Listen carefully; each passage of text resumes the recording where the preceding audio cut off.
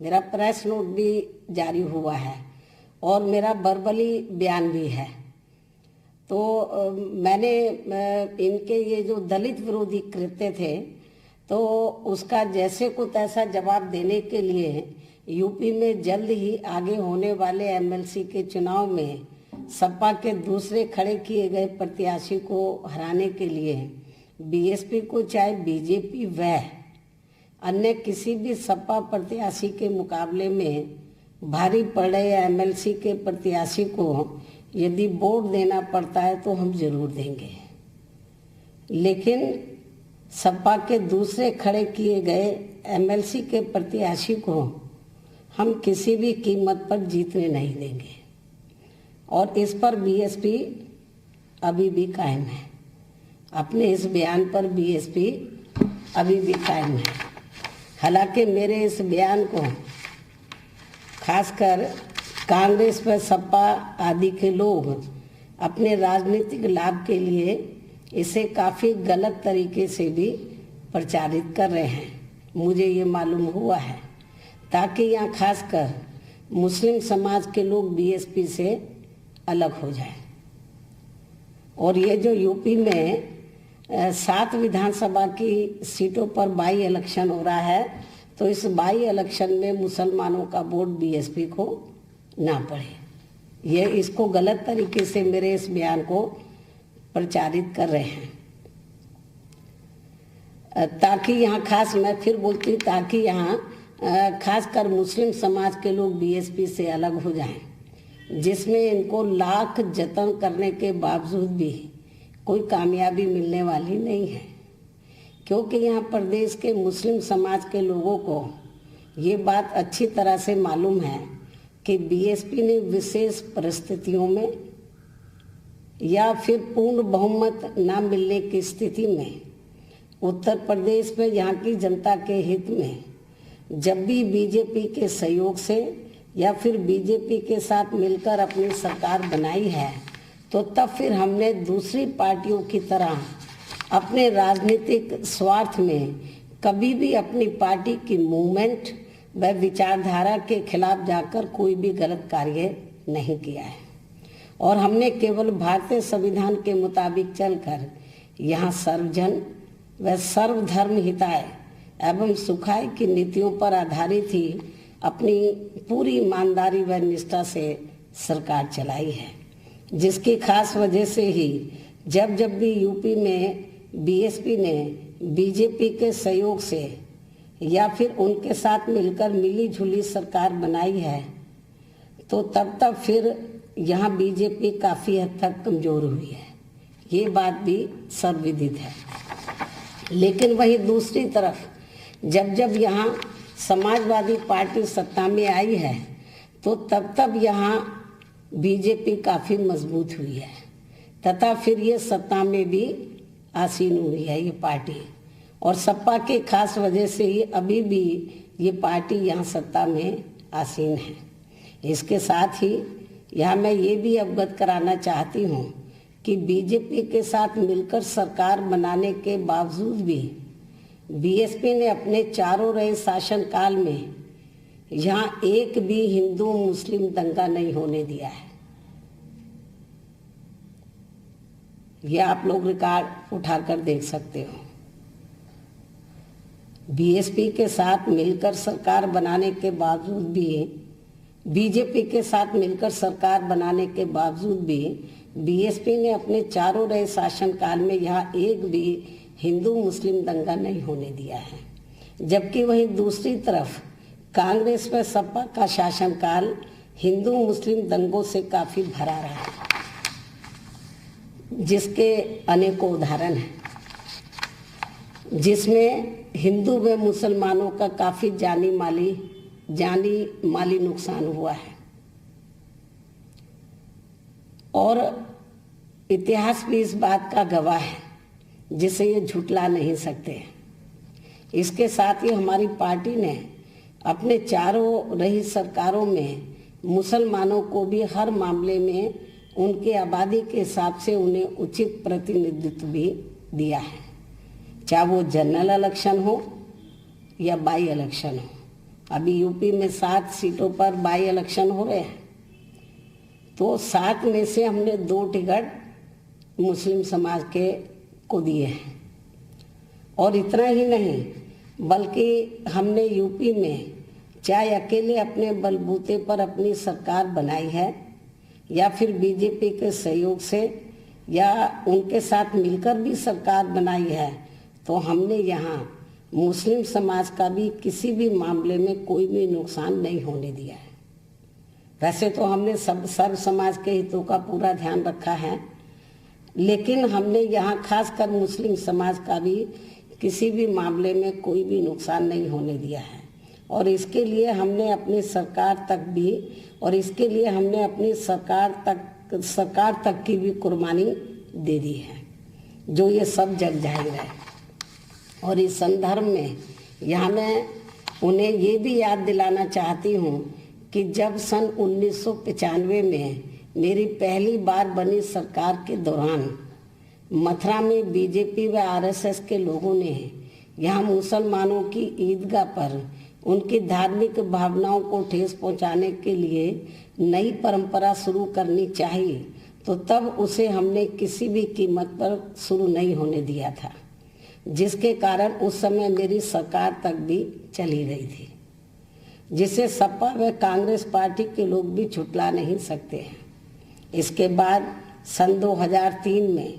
BSP व BJP गठबंधन की बनी सरकार में जब बीजेपी ने कुछ समय के बाद देश में होने वाले लोकसभा आम चुनाव में बीएसपी के साथ गठबंधन करके ये चुनाव लड़ने का हम पर दबाव बनाया था, तो तब फिर हमारी पार्टी ने उस समय उनको यही कहा था कि बीएसपी की विचारधारा सर्वजन व सर्वधर्म हिताय एवं सुखाय के साथ ही पूर्ण रूप से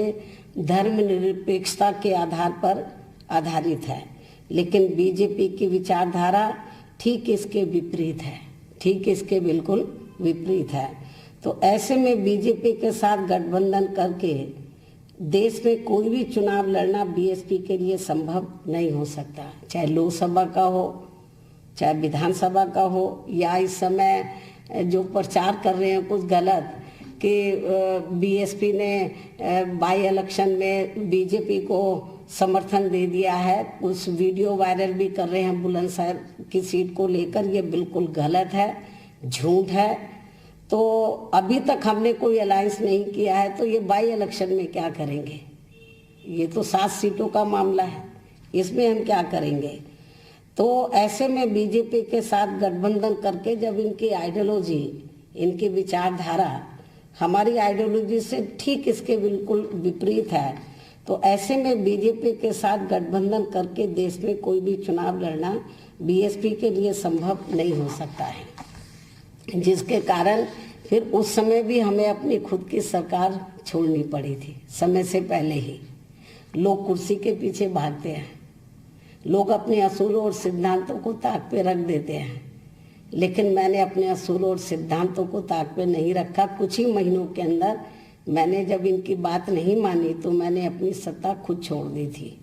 जो इतिहास के पन्नों में खासकर यहाँ धर्मनिरपेक्षता को मजबूत बनाने के लिए हमेशा दर्ज रहेगा, वह याद भी किया जाएगा। लेकिन इसके बावजूद भी आपको ये मालूम है, लेकिन इसके बाद जब मैंने अपनी गवर्नमेंट खुद छोड़ दी थी कुछ ही महीनों के अंदर और इनकी बात नहीं मानी बीजेपी की,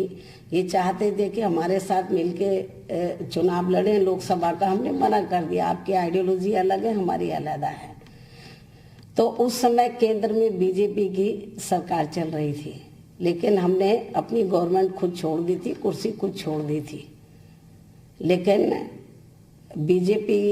लेकिन उसके बाद क्या हुआ? तो उसके बाद फिर केंद्र में चल रही बीजेपी की सरकार ने एक और फिर अटेम्प्ट किया मेरे ऊपर दबाव बनाने के लिए। किसका? सीबीआई और ईडी का। सीबीआई और ईडी का गलत इस्तेमाल करके मेरे खिलाफ, मेरे माँ बाप भाई बहनों के खिलाफ, रिश्ते नातों के खिलाफ, तो इन्होंने एक ही दिन में रेड की सीबीआई द्वारा और काफ़ी मुझे इन्होंने परेशान किया। तो लेकिन उस समय कांग्रेस पार्टी, ये भी मैं याद दिलाना चाहती हूँ, विपक्ष में थी। तो मुझे याद है तो उस समय श्रीमती सोनिया गांधी ने मुझे टेलीफोन करके ये कहा, रेड वाले जब रेड हो गई थी उसके बाद, कि जब हमारी सरकार आएगी आपके साथ जाती हुई है, हम आपको न्याय जरूर देंगे। लेकिन इत्तेफाक ही था कि इसके बाद कांग्रेस पार्टी पावर में आ गई और कई साल तक सेंटर में पावर में रही। और हमने श्रीमती सोनिया गांधी को, उनको ये याद दिलाया कि आपने जो आश्वासन दिया था हमें, हम आपसे गलत काम नहीं कराना चाहते, जो सही है जांच पड़ताल करके हमें न्याय दे दो। लेकिन कांग्रेस पार्टी तो बीजेपी की भी बात निकली और कांग्रेस पार्टी ने इस मामले को कई साल तक लटका के रखा और इसकी आड़ में वो घिनौनी राजनीति करते रहे, हमें दबा के रखते रहे, लेकिन हमारे खून में दबना नहीं था। और फिर फिर हमने ये फैसला लिया कि अब हम कोर्ट कचहरी में जाएंगे। हम कोर्ट में गए, माननीय सुप्रीम कोर्ट में गए, और अच्छी बात यह है कि हमको माननीय सुप्रीम कोर्ट में न्याय मिला। और आज मैं पुनः इस बात को दोहराना चाहती हूँ कि बीएसपी किसी भी कीमत पर पूरे देश में, खासकर यहाँ बीजेपी जैसी संकीर्ण व सांप्रदायिक ताकतों का साथ नहीं दे सकती है, तथा ना ही ऐसी पार्टियों के साथ मिलकर कभी भी कोई चुनाव आदि लड़ सकती है।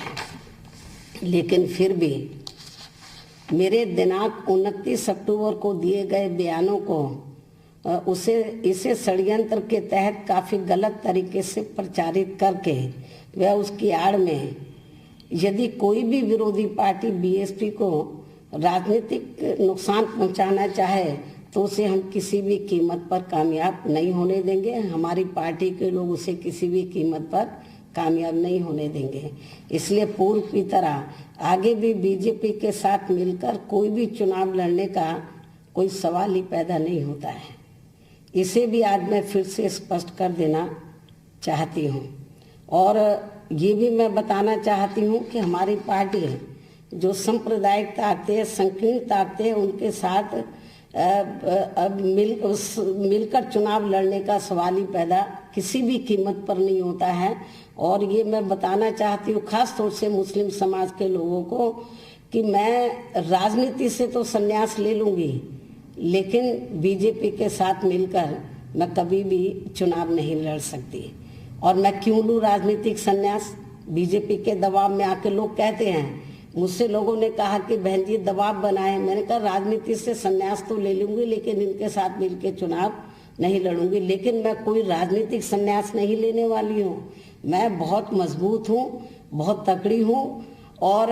बहुत ही स्वाभिमानी हूँ। और ये मैं बताना चाहती हूँ कि मुझ पर चाहे कांग्रेस, सपा, बीजेपी कितने भी दबाव बनाए, मैं दबने वाली नहीं हूँ, ना राजनीति से संन्यास लेने वाली हूँ। और मैं हर मोर्चे पर जो जातिवादी ताकतें हैं, पूंजीवादी ताकतें हैं, संकीर्ण व सांप्रदायिक ताकतें हैं, उनका मैं बराबर मुकाबला करती रहूँगी और उनसे मैं तिल भर भी घबराने वाली नहीं हूँ। मुझसे बहुत से लोग कहते रहते हैं, हमने बोला सवाल ही पैदा नहीं है चुनाव लड़ने का। जब तक मैं जिंदा हूँ तो ये ऐसा संभव नहीं हो सकता है। और मैं खास तौर से सन 2003 में जो मेरे साथ हुआ है उसको क्या मैं भुला सकती हूँ? क्या मेरा समाज भुला सकता है? जब उस समय मान्यवर श्री कांशीराम जी की तबीयत खराब थी और हॉस्पिटल में एडमिट थे, मेरे साथ क्या क्या नहीं हुआ सेंटर में बीजेपी की सरकार के दौरान, तो इसलिए ये कदापि नहीं भुलाया जा सकता। इनके साथ मिलकर चुनाव लड़ने का सवाल ही पैदा नहीं होता है। और जब इनके साथ हमने मिलकर सरकार बनाई भी थी, या बाहर से या मिलकर, तो हमने अपनी शर्तों के आधार पर हमने किसी भी समाज के साथ, किसी भी धर्म के लोगों के साथ हमने जाति नहीं होने दी थी किसी भी मामले में। ये इस बात का खास एग्जाम्पल मैं आपको देना चाहती हूँ कि यही मुख्य वजह थी कि मेरी हुकूमत में कोई भी हिंदू मुस्लिम दंगा नहीं हुआ। लोग थर-थर कांपते थे। इसके साथ ही यहाँ मैं ये भी कहना जरूरी समझती हूँ कि सन 1995 में जब सपा सरकार के खासकर माफिया व गुंडा राज से यूपी की जनता व सभी विरोधी पार्टियां काफी दुखी व आतंकित थी। तो तब फिर उस समय प्रदेश व आम जनहित में सभी विरोधी पार्टियों की एक मत ये राय थी कि यदि बीएसपी सपा से अलग होकर सरकार बनाने के लिए आगे आती है तो तब फिर सभी विरोधी पार्टियां मिलकर यहाँ सपा के जंगल राज व कुशासन से मुक्ति पाने के लिए बीएसपी को पूरा साथ देंगी, पूरा अपना समर्थन देंगी। और जिसमें अकेली बीजेपी आगे नहीं थी, कांग्रेस पार्टी भी थी और भी अन्य छोटी मोटी पार्टियां, सबने कहा था कि हम लोग सब दुखी हैं, आप अलग हो जाओ, हम आपको बाहर से समर्थन देंगे। इसके बाद फिर प्रदेश में आम जनहित में तथा यहाँ लोकतंत्र को बचाने व विधायकों की खरीद फरोख्त को रोकने